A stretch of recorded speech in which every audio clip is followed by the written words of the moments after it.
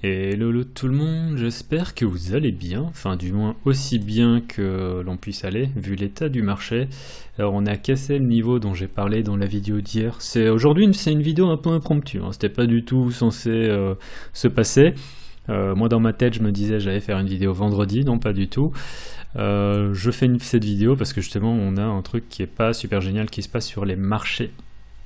Donc voilà, hier j'avais parlé du scénario de, bon on va le regarder, hein, de voilà, ce que je voudrais voir c'est qu'on récupère ce niveau. À partir de ce moment là on pourrait éventuellement chercher des logs, même si on repasse au niveau, pour se dire qu'on peut aller chercher les 36-37 000. Ça c'était la première target que je m'étais fixée. On peut voir qu'on n'a pas eu ça du tout, et j'avais parlé de cet autre scénario très bearish qui n'allait pas se passer dans ma tête, et je vais expliquer aussi à quel point je ne pensais pas qu'il allait se passer.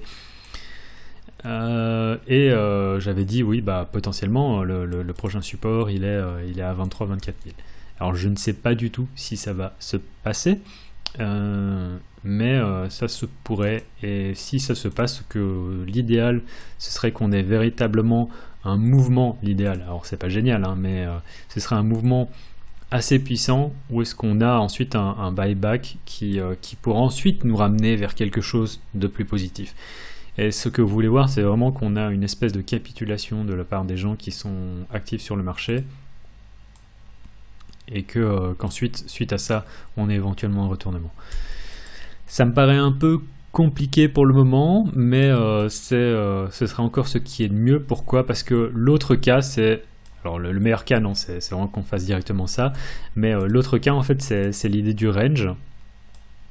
Et en fait, le problème avec ce scénario, c'est qu'ensuite on a la possibilité de faire ça, d'avoir des prix qui sont calmés, où les gens s'habituent en fait à un bitcoin entre, mettons, 33 et 29 000 $. Mais si on casse ça, où les gens s'habituent aussi à des prix entre 28 000 et 22 000 $, etc. Et ça pourrait nous emmener très bas assez vite. Et voilà, ça ce serait le problème, entre guillemets. Je sais pas du tout si ça va se passer, vu que Bitcoin c'est quand même un asset qui aime bien être en tendance. Alors autant en tendance haussière que baissière, c'est violent dans les deux cas. Et ouais, donc vraiment privilégier une espèce de grosse capitulation, mais je sais pas si elle va se passer. Et ensuite, à partir de ce moment-là, on pourrait éventuellement remonter. L'autre cas aussi, c'est imaginons qu'on fasse du surplace, qu'ensuite on vienne casser comme ça, voire comme ça, pour ensuite remonter, etc. et former une figure. Le problème avec ce genre de scénario, c'est que on est parti, à mon avis, encore j'ai pas envie de dire ça, mais là vous voyez bien où ça nous emmène. Ça nous mène déjà en 2022, et c'est pas impossible qu'on soit parti pour encore un an et demi de bear market, parce que les gens qui disent qu'on n'est pas en bear market, alors moi j'ai jamais voulu dire qu'on était en bear market, parce que dans ma tête je voulais pas trop m'y autoriser, mais ce qui était certain c'est qu'on n'était plus en bull market. Le problème c'est que si on commence à partir dans ce genre de choses, eh ben on est potentiellement parti justement pour une année de bear market. Et j'en avais déjà parlé ici à l'époque. J'avais dit voilà, les 30 000 c'est une zone que j'ai pas envie de voir casser, parce que justement à mon avis on est parti pour quelques années de bear market, et je pense encore que si on n'a pas justement un mouvement rapide qui nous emmène ensuite vers un mouvement haussier, on est potentiellement parti pour pas beaucoup de fun pour le reste de l'année 2021. Alors peut-être que je me trompe, tout ça c'est juste mon avis, et je voudrais tellement me tromper qu'à partir d'ici il y ait des gros acheteurs qui arrivent, et qu'en fait on aille sur la lune pour fin de l'année 2021. Mais dans tous les cas, je suis pas forcément rassuré. Alors j'avais dit que je pensais que justement on allait remonter, que ça allait être un fake out et qu'on allait remonter. En fait moi j'ai même acheté une position qui était quand même assez conséquente et qui me fait assez mal aux fesses en ce moment, ici, sans mon stop. C'est-à-dire que je me suis dit je vais pas mettre le stop, je vais me faire stopper et je regarde un con, et finalement là je suis en négatif de 7-8%, quoi. Donc c'est pas super génial. Voilà, d'un point de vue, donc on va dire, si on regarde en plus, si on regarde d'abord le mensuel, bon, il faut voir où est-ce qu'on va clôturer, où est-ce qu'on va éventuellement former une espèce de base, et l'idéal ce serait qu'on repasse au-dessus, parce qu'à ce moment-là on pourrait justement faire une base. Mais là, tel que c'est parti, ça paraît compliqué. Ça paraît vraiment compliqué, et qui sait si on pourrait pas justement, je ne dis pas que ça va se passer, mais retester en fait la zone de breakout. Je ne dis pas que ça va se faire, mais c'est le genre de choses qu'il faut... C'est le genre de choses dont on parle une fois qu'on est vraiment dans ce genre de prix. Et sinon, il y a la zone des 20 000 aussi qui est visible en hebdo. Mais je pense pas qu'on vienne rechercher en fait ça. Si on revient en fait, ça veut dire quoi? Ça voudrait dire que tout ça c'est vraiment un scam. Dans le sens où ça c'est l'ouverture de l'année. Et ça veut dire que en gros tous les gens qui ont acheté après 1er janvier 2021 en fait sont dans la merde. Et si on vient ici, en fait on est tout simplement en gros en perte. Tous ceux qui ont investi après 2020, après début de l'année 2021 sont en perte. Et c'est vrai que l'idée en fait c'est qu'on fasse un mouvement fuck up comme ça pour ensuite remonter, ce serait vraiment l'idéal. Et ce serait encore éventuellement possible, hein. Il ne faut pas non plus que je sois trop bearish.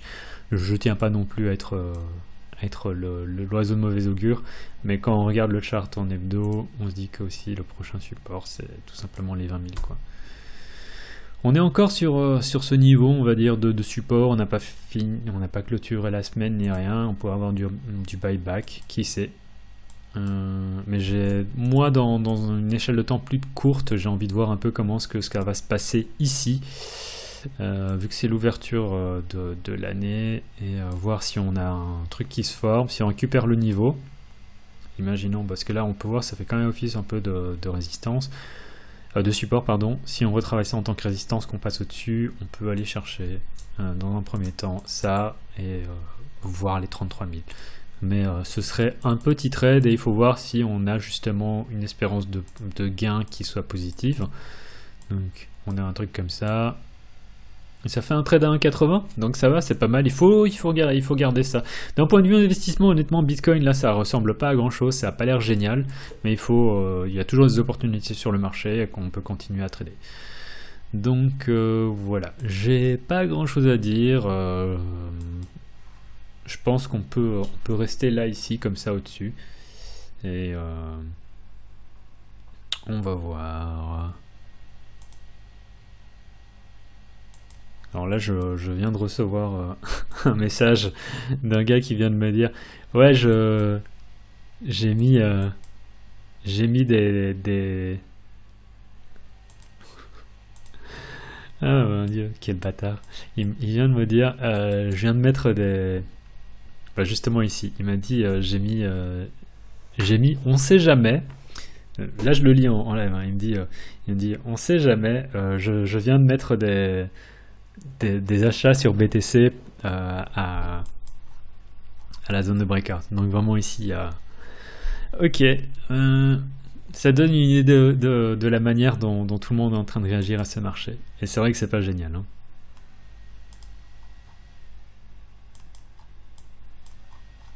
Moi je parle de 24 et je me sens comme un gros bear. Et ouais, t'as quand même des gens qui sont capables de me parler de ça. Mais je serais pas trop excité non plus par... On sait même pas non plus, hein, si on va avoir un gros crash, ça tombe, on va racheter, on va trouver des acheteurs, on va repasser ici au-dessus, on va commencer à trader ici entre... C'est tout ce dont je peux parler dans la vidéo d'aujourd'hui. Voilà, c'était une vidéo plus ou moins courte, c'était tout pour aujourd'hui, en vous souhaitant quand même une excellente semaine, en espérant que... Et rappelez-vous qu'il y a autre chose que les cryptos dans la vie. Et sachez que j'ai probablement perdu autant d'argent que vous, si ce n'est plus, tout simplement parce que j'ai pas pris assez de profits ici. Alors j'ai pris des profits ici, mais j'aurais dû vraiment sortir de beaucoup plus dans cette zone-là. Bref, c'était Graph en vous souhaitant une excellente semaine. Tchuss.